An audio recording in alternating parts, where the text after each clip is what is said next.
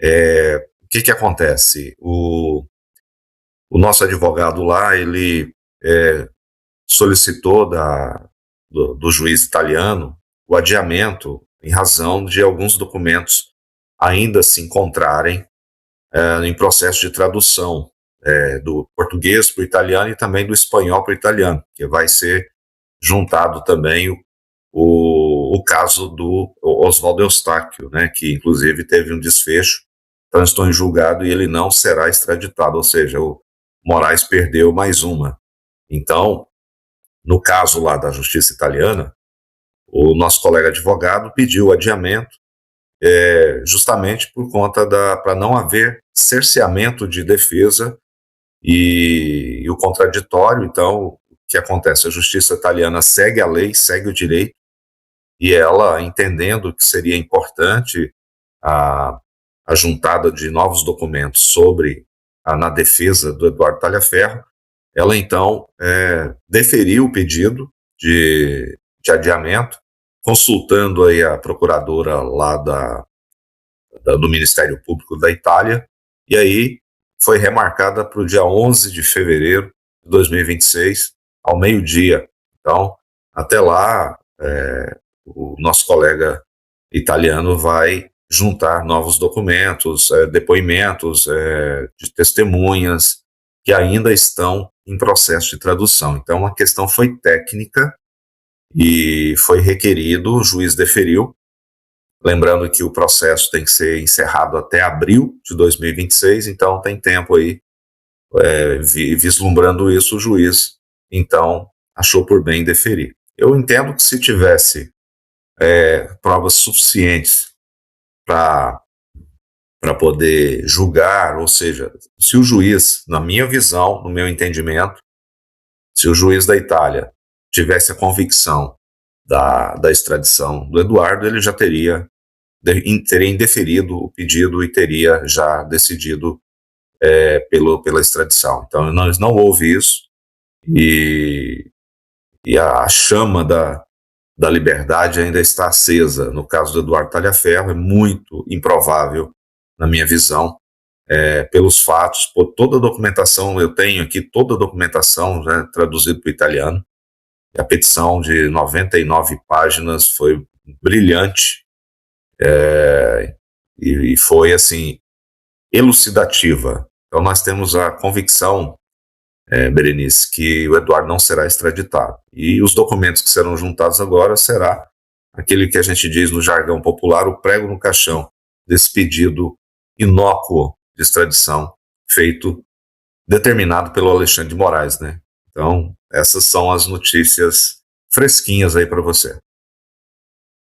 Excelente, doutor Paulo. Inclusive, agradecemos aí o cuidado com nossa audiência por trazer essa informação aqui praticamente em primeira mão sobre o adiamento do pedido de análise ali da extradição de Eduardo Tagliaferro. Como o senhor bem disse, né, a corte, no caso na Itália, tem todo um cuidado, inclusive para analisar todo o processo, né, o processo por inteiro, diferente da atuação aqui do Poder Judiciário no Brasil, que age de forma política e conforme seus próprios interesses. E é justamente sobre isso que eu queria te perguntar, porque a gente sabe que a forma como o Eduardo Tagliaferro se tornou alvo do judiciário, né, e réu deste inquérito aberto especialmente para ele, foi justamente uma denúncia contra aqueles que abriram essa investigação, né, o ministro Alexandre de Moraes e o próprio procurador-geral da República, Paulo Gonet.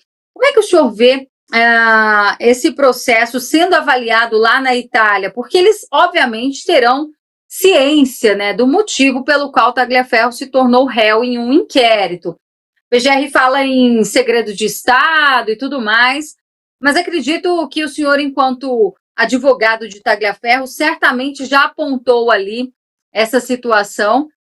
E o senhor acredita que, havendo uma negativa nesse pedido de extradição, o Brasil, o Poder Judiciário, vai se contentar com essa resposta ou ele deve insistir em novos pedidos?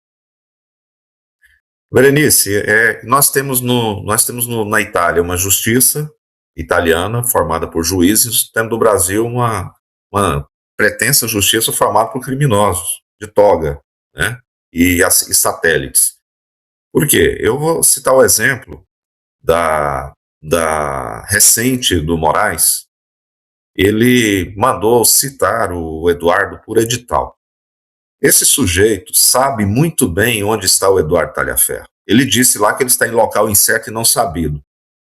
É surreal a cara de pau do Moraes de dizer que o Eduardo Talhaferro está em local incerto e não sabido e manda publicar um edital de citação com prazo de 15 dias para poder tomar conhecimento da ação penal, com base naquela recepção da denúncia lá de 14 de novembro, que inclusive nós arguímos a suspeição do Moraes e está lá estacionado lá na gaveta do Fachin, seu amigo, e também provavelmente entre hoje e amanhã vamos impetrar um mandado de segurança no STF para registrar mais essa ilegalidade do Moraes, citar o Eduardo Talhaferro por edital quando ele sabe onde está o Eduardo, que a justiça italiana já informou para ele, inclusive as medidas que foram tomadas na Itália.